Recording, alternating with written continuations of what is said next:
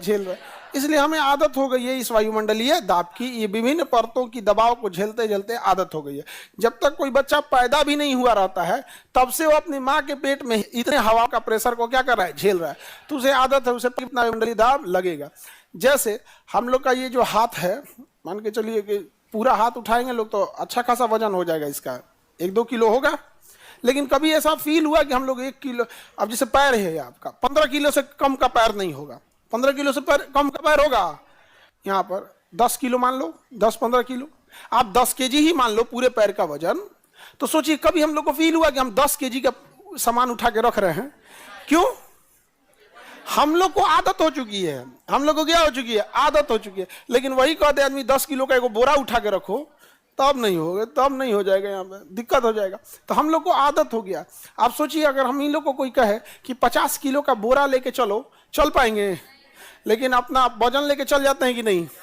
अपना खुद का भार देखिए, अब जैसे हम ही, आप कोई 50 केजी का है तो 50 केजी का भार लेके चल, हम 83 केजी भार लेके चल रहे हैं। अभी कोई 83 केजी का बोरा रख दे हमारे ऊपर, नहीं जा पाएंगे। लेकिन अपना भार लेके चल रहे हैं कि नहीं लेके चल रहे हैं? समझ में आ गई? नहीं, उधर ये 1 कुंटल वाला था एगो, हाँ 1-1 कुंटल वाला है सब। तो क्या हम लोग को कभी फील हुआ? नहीं। क्यों? आदत है हमें। वैसे ही हमें किसकी आदत है? वायुमंडलीय दाब की आदत हो गई है। तो हम लोग को फील नहीं होता है, एहसास नहीं होता है। वरना आप लोग को उठा के देखिए 10 लीटर पानी का कुछ या 25 किलो का चावल का बोरा उठाइए, हालत खराब हो जाएगा। 25 की जो चावल का बोरा उठा कर कह देगा 5 तल्ला पे चढ़ो तो 3 तल्ले पे से उलट जाएंगे, नहीं उलट जाएंगे। लेकिन अपना इतना भारी शरीर लेके आदमी चढ़ जाता है 5 तल्ला पे, दौड़ जाता है। सोचिए ना, इतना भारी शरीर लेके क्या हो जाता है, दौड़ जाता है। क्यों? आदत हो गई। और ये अचानक से नहीं इतना बड़ा हुआ है, धीरे धीरे धीरे धीरे आदत होते होते होते होते तब इतना पहुंचे। तो हमें वायुमंडलीय दाब फील होता है। 1013 क्या होता है भैया इसका? वायुमंडलीय दाब 1013, इसे मिली बार या पास्कल में नापते हैं। किसमें नापते हैं? मिली बार या पास्कल में नापते हैं। चलिए पहले इसके हम लोग यूजेज देख लेते हैं। हमें इस वायुमंडलीय दाब की आदत है। इस वायुमंडलीय दबाव के कारण हमारा शरीर पचक सकता है। शरीर क्या हो जाएगा? पचक जाएगा। ये शरीर पचके नहीं, इसलिए इसमें ब्लड प्रेशर होता है। क्या रहता है? Blood pressure. ऊपर से लगा रहा है वायुमंडलीय दाब, अंदर से लगा रहा है ब्लड प्रेशर 120-80, 120 जाता है ब्लड कितने प्रेशर से? 120, लौटता है 80, जाता है 120, लौटता है 80। तो बताओ ब्लड प्रेशर हमारे वायुमंडलीय दाब को काउंटर कर देता है कि नहीं? कर देता है। वायुमंडलीय दबाव सोचता है अखिया दाब के अंदर ढकेल दे, अखिया दाब के अंदर ढकेल दे। अब पीछवा से ब्लड प्रेशर कहता है हमारे रहते दिमाग धंसा देगा, अरे हम बाहर ढकेलते हैं। तो सारा चीज बैलेंस है। सपोज कीजिए कि वायुमंडलीय दाब ज्यादा हो जाए तो धंसा देगा ही तो, या फिर ब्लड प्रेशर ज्यादा हो जाए, वायुमंडलीय दाब कम हो तो फेंक देगा। तो बैलेंस रहना जरूरी है। यही रीजन है कि जब आप ऊंचाई पे जाते हैं, जैसे हवाई जहाज में, हवाई जहाज ज्यादा ऊंचाई पे चला जाता है, क्षोभ मंडल को छोड़ के कहाँ चला जाता है? समताप मंडल। तो जब भी आप हवाई जहाज में रहते हैं, कहाँ रहते हैं? हवाई जहाज में। तो हवाई जहाज में जब जाते हैं आप, तो हवाई जहाज तो आपका वायुमंडलीय दाब के ऊपर, वही ऊपर चला गया यहाँ पे, क्षोभ मंडल को नीचे छोड़ दिया। सबसे ज्यादा दबाव क्षोभ मंडल का होता है, क्योंकि भारी गैसें कहाँ रहती हैं? क्षोभ मंडल। इसके ऊपर हल्की गैसें रहती हैं, इसीलिए तो हवाई जहाज भागा है। उसमें एकदम हल्की गैस रहेगी, कोई दिक्कत नहीं है। इसमें बादल वगैरह ज्यादा रहेगा। तो हमने 80% पूरे वायुमंडलीय दाब का 80% अकेले कौन ले लेता है? क्षोभ मंडल। हम लोग ने 80% दाब को नीचे छोड़ के कहाँ चले गए? समताप मंडल में। यही कारण है कि जब आप समताप मंडल में जाते हैं तो आपका ब्लड प्रेशर तो पिछवा से मार रहा है 180, 120/80। वायुमंडलीय दाब जो उसको काउंटर कर रहा था वो कम हो गया, जीरो नहीं हुआ, कम हो गया। इसलिए अब आपका ब्लड प्रेशर धड़ाधड़ मारेगा सभी अंगों को, और इसका फील होगा नाजुक अंगों को। जैसे आपको इस तरह मार देंगे हाथ पे, उतना फील नहीं होगा। और यही इतने तेज आँखिया पे मार दीजिए, दिखबे नहीं करेगा, नहीं समझे? तो नाजुक अंगों को यह फील होने लगेगा कि बाहर का प्रेशर कम है और अंदर का प्रेशर ज्यादा। तो जो नाजुक अंग रहेंगे दर्द करने लगेंगे, जैसे आंख, कान, गर्दन अजीब टाइप का होने लगे, नाक को दर्द करने लगे, माथा दर्द करने लगे, एकदम अजीब सा दर्द होने लगता है। और छोटे बच्चों में तो खास करके ये सब चीज ज्यादा होती है, वो बेचारे बोल नहीं पाते हैं। और छोटा बच्चा चढ़ गया ना, भर फ्लाइट चिल्लाएगा। तो एयर होस्टेस जो होती है ना, एक स्टिकर लेके आती है गोल कलर का, जहां वो बैठा रहता है उसके ऊपर चिपका देती है ताकि एयर होस्टेस जो भी रहे उसको आइडिया रहे कि यहाँ एक छोटा बच्चा है, उससे ज्यादा ध्यान देना है, बाकियों की तुलना में पहले वहां ज्यादा। अब कभी चिपकाए कभी नहीं चिपकाए, क्योंकि देखो रूल होता है उसका, एक स्टिकर होता है वहां पे। और हमको कौन चिपकाता था, हम भी बैठे थे तो देखे तो लड़का चिल्ला रहा था तो स्टिकर ले ऊपर चिपका दी। तो हम पूछे कि काहे चिपकाए, सर रूल होता है, छोटा लड़का रहता है तो वहाँ कुछ मार्किंग करनी होती है, क्योंकि सारा सीट हुआ तो एक के जैसा दिखता है, और दूर से ही मार्किंग वहाँ दिख जाए, उतर जाएगा तो स्टिकर हटा देगा।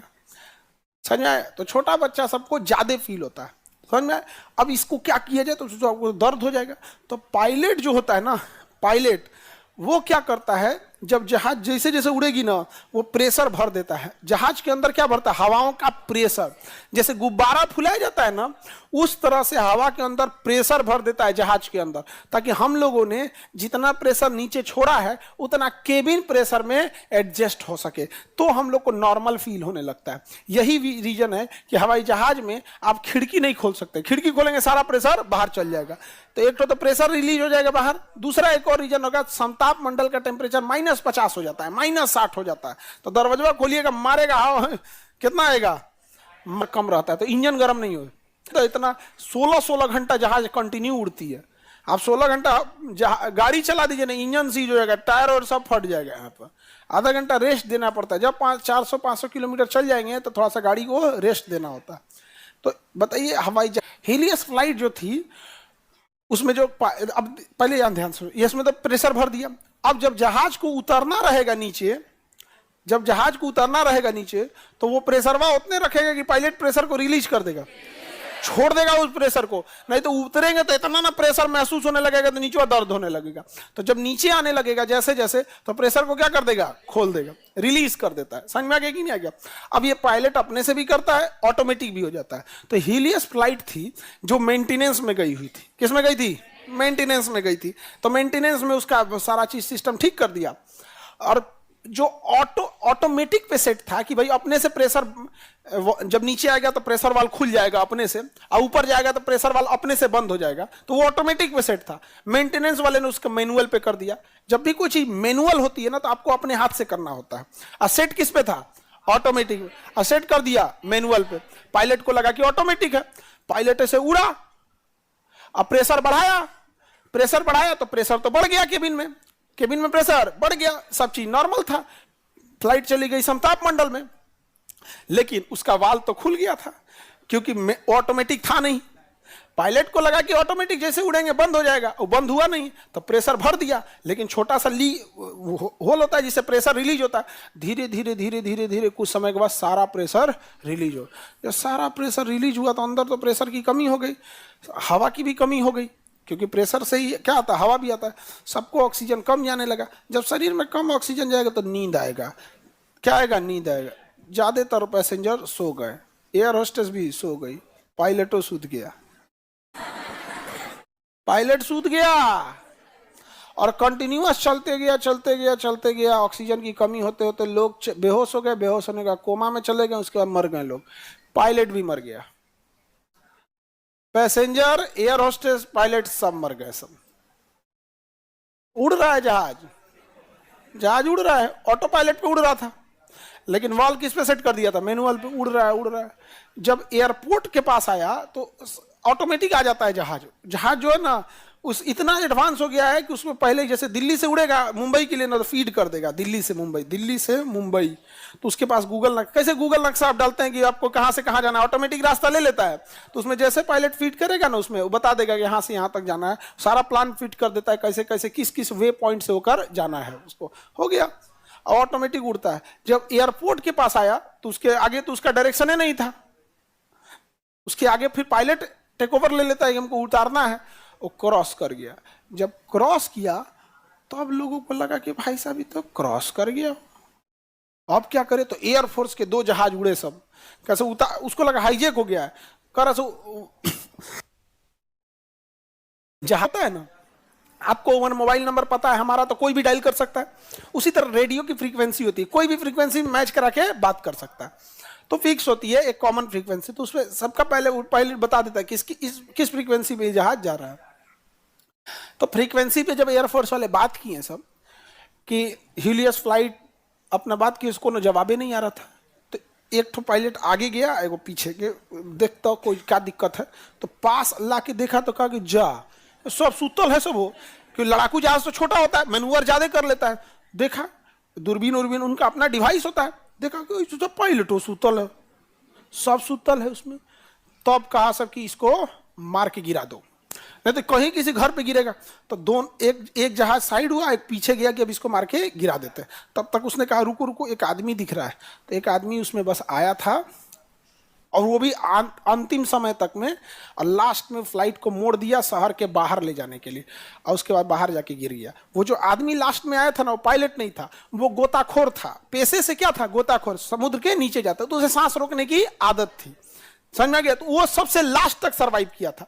लास्ट मोमेंट में भी उसने जहाज को शहर के बाहर ले गया कि एटलीस्ट इसमें तो मरना फिक्स है, नीचे वाले लोग ना मर सके। फिर लास्ट में मोड़ दिया, और वहां जाके जहाज क्रैश हो गया। एक छोटी सी लापरवाही, एक की तो बहादुरी देख रहे हैं आप, एक की लापरवाही देखिए। सोच रहा जब तुम मेंटेनेंस में ले गया है चोट्टा कहीं का, देख रहा है कि प्रेशर वाल ऑटोमेटिक पे है, तो लौटाएगा चोट्टा कहीं का तुम मैनुअल करके? नहीं समझे? तो वही उसके बाद धीरे धीरे एक्सीडेंट से लोग सीखते जाते हैं। फिर रूल बना कि चेकलिस्ट बनेगा, जहाज गया तो पूरा चेकलिस्ट बनेगा, ये ऑटोमेटिक था, ये मैनुअल था, पूरा लिस्ट आएगा। और जब मेंटेनेंस होके आएगा ना, तो एग्जैक्ट दूसरा आदमी आएगा उसको चेक करना, जो मैनुअल पे रहेगा उसे मैनुअल कहेगा, जो ऑटोमेटिक पे रहेगा ऑटोमेटिक करेगा, और फिर ये उठा के पायलट को देगा, पढ़ लीजिए कौन ऑटोमेटिक है कौन मैनुअल है। हम दिल्ली एयरपोर्ट पे थे, तो हम देखे कि प्रेशर वाल्व खुला हुआ, वहाँ लाइन से बहुत जहाज रहती है, प्रेशर वाल्व खुला हुआ रहता है। तो अभी हम लोग की लगी हुई थी, तो हम बोल दिए वो खुला है उसका, कहे कि सर ग्राउंड पे खुला ही रहता। हम कह दो तेरे का अच्छा सही बात है, ग्राउंड पे तो प्रेशर वाल्व खुला ही रहेगा। हमको लगा हम ढेर होशियार हैं। नहीं देखो, अब आदमी, हम लोग को क्या ही पता रूल रेगुलेशन, कोई पैसे से, हम लोग तो टीचर है, लेकिन थोड़ा बहुत जो जानकारी लगा, हमको लगा कि सचेत कर दी इन लोगों को, कोई दुर्घटना ना हो। ऊपर नीचे तो प्रेशर क्या जरूरत है, नहीं समझे? नीचे क्या रहेगा, प्रेशर खुला रहता है। समझ में आ गया कि नहीं? करा सर, फ्लाइट में एक होल था जिसे मेंटेनेंस वालों ने पेंट कर दिया था। ये जापान की एक जहाज थी। जापान के जहाज का जो रडर था, जहाज के पीछे ना एक ऐसे हॉरिजॉन्टल ऐसे होता है स्टेबलाइजर, ये हॉरिजॉन्टल स्टेबलाइजर है, एक वर्टिकल।